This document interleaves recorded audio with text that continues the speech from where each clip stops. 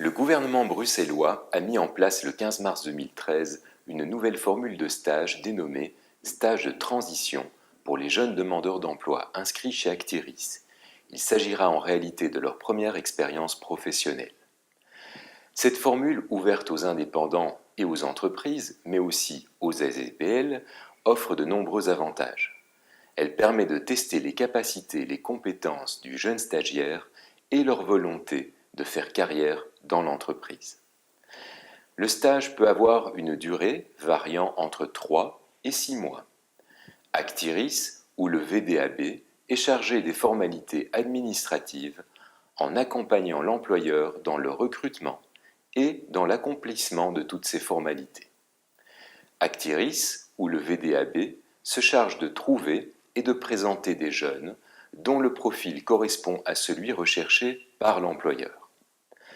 En collaboration avec l'employeur, Bruxelles Formation propose et organise un plan de formation du stagiaire.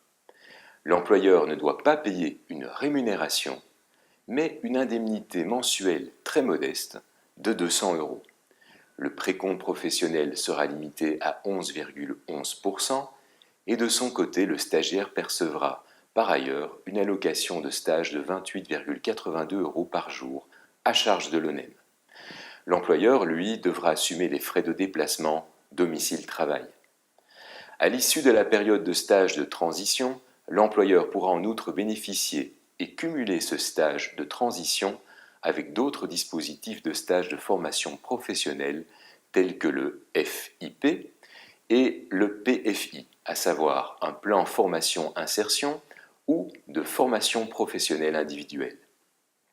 Le but recherché est qu'en fin de parcours, l'employeur dispose d'un collaborateur déjà intégré à l'équipe et formé au métier et à la culture spécifique de l'entreprise. Quant aux conditions maintenant pour être considéré comme stagiaire en transition, le stagiaire doit avoir moins de 30 ans, être inscrit auprès d'Actiris comme demandeur d'emploi inoccupé, être en stage d'insertion professionnelle, à savoir l'ancien stage d'attente chômage, depuis plus de 6 mois.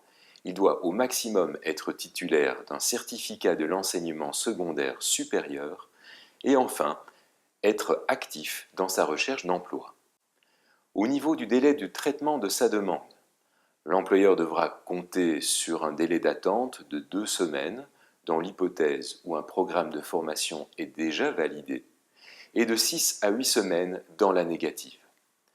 En synthèse, ce nouveau régime a pour vœu de limiter les risques inhérents au recrutement, vu la sélection qui a été effectuée, et d'aider l'employeur dans le parcours des formalités administratives. Et tout cela pour une contribution financière modeste.